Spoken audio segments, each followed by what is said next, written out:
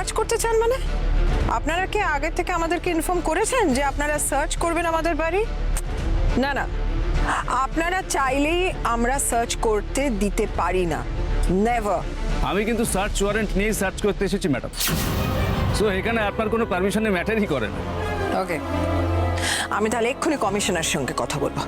আপনি যার সঙ্গে খুশি কথা বলুন, কিন্তু আমাকে আমার ডিউটিটা করতে হবে। দারোগাবু, আপনারা আপনারা আমার নাতিকে খুঁজে দিন না। আপনাদের দুটি পায়ে পড়ে। আপনি আপনি কে? উনি হচ্ছেন সোহাগের দিম্মা, আই মিন সোহাগ ওনার নাতনি। আমার নাতিটাকে খুঁজে পাওয়া যাচ্ছে না দারোগাবু। ওই শহরের মেয়ে নয়, ও গ্রামের মেয়ে। আমার আমার আমার মেয়ে মারা যাবার পর এই নাতনিটাকে আমি কোলে পিঠে বুকের মধ্যে আগলে মানুষ করেছি। ঠিক আছে ঠিক আছে, আমি দেখছি। এই চলো ভেতরে চলো, সার্চ করতে হবে।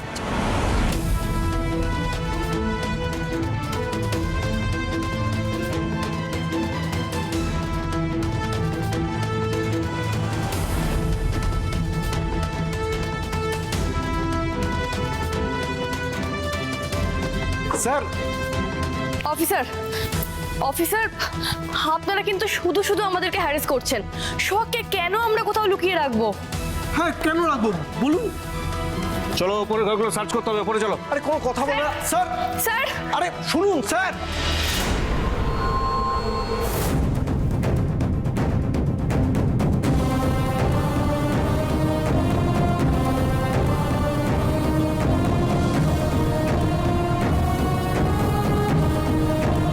কি হলো স্যার? কিছু পেলেন না তো? সোহাগ ম্যাডামের ঘট কোনটা? আসুন।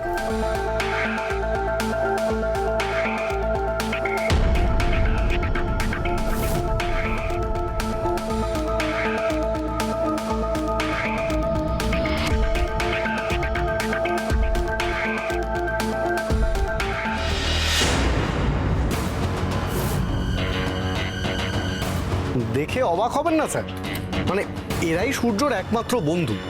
এদের ছাড়া এ ঘরে আপনি আর কাউকে পাবেন বলে মনে হয় না স্যার। আচ্ছা আপনাদের রুমটা? আমি বলি চলুন, বলবো না, দেখি।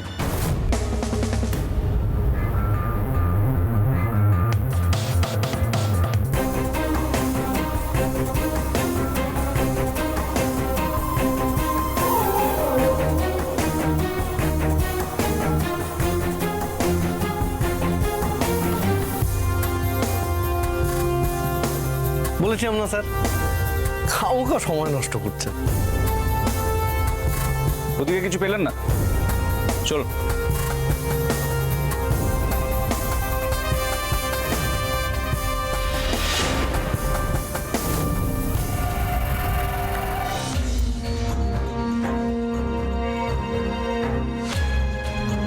অফিসার, কি হলো, খুঁজে পেলেন? তবে পেয়ে যাও। দারোগাবু, আমার আমার নাতির খোঁজ পাওয়া যাবে তো? আপনি শান্ত হন, নিশ্চয়ই পাওয়া যাবে।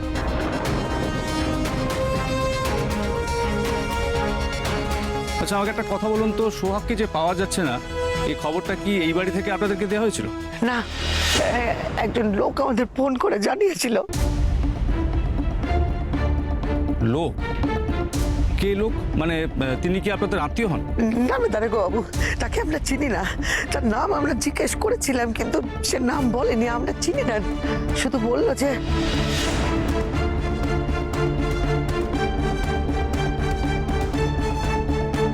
কি হলো, চুপ করে গেলেন কেন? বলুন কি বললো। কি হলো দিম্মা, চুপ করে আছো কেন? বলো ওনাকে কি বলেছেন উনি। অফিসার, উনি আমাদেরকে ফোন করে বলেছেন দিদির শ্বশুর বাড়ির লোকেরা দিদিকে টর্চার করে।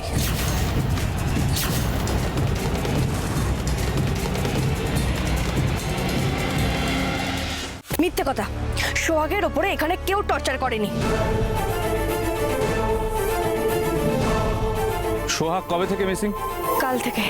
24 ঘন্টা কেটে গেল, এখন আপনারা থানায় মিসিং ডায়েরি করেননি কেন?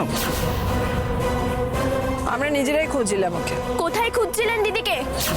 দিদিকে তো দিদির বাড়িতেই প্রথম খোঁজা উচিত। আপনারা তো আমাদের ঘরে ফোন করে কিছু জানাননি, কিছুই তো বলেননি আমাদেরকে। প্রয়োজন মনে করি। কেন করেননি কেন?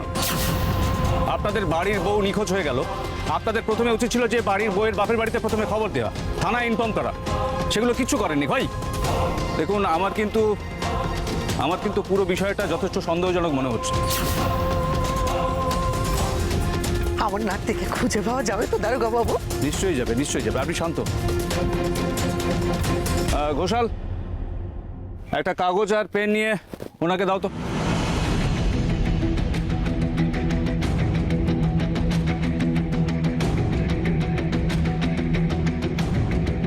তুমি একটা কমপ্লেন লেখো যে তোমার দিদিকে শ্বশুরবাড়ি থেকে পাওয়া যাচ্ছে না, আর লেখো যে শ্বশুরবাড়ির মানুষরা ওকে টর্চার করার ফলে ও শ্বশুরবাড়ি থেকে পালিয়ে গেছে। এটাই তোমার ধারণা।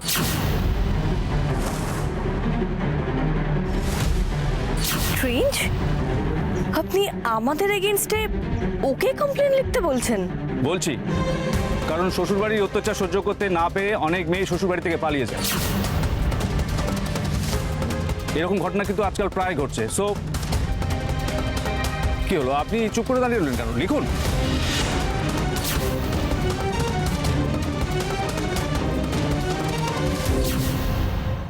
না না দারোগা বাবু, এনারা শুধু আমার নাতনির শ্বশুর বাড়ির লোক নয়, এনারা আমাদের মনিব। এদের জন্য আমরা খেয়ে পড়ে বেঁচে আছি। এদের নামে আমরা নালিশ করলে আমাদের ধর্মে সইবে না। ধর্ম? কিসের ধর্ম দিম্মা? এনারা এতদিন আমার দিদির ওপর যে অত্যাচার করেছে, সেই অত্যাচার তোমার ধর্মে সইবে? তুই চুপ কর, সব কিছুতে তর্ক হয় না। চুপ কর তুই। না দারোগা বাবু, আমাদের মাফ করুন, আমরা এনাদের বিরুদ্ধে কোনো নালিশ করতে পারবো না। কিন্তু কেন? দেখুন, কমপ্লেন না করলে আপনার নাতনিকে আমরা খুঁজে বার করবো কি করে? আমি করব।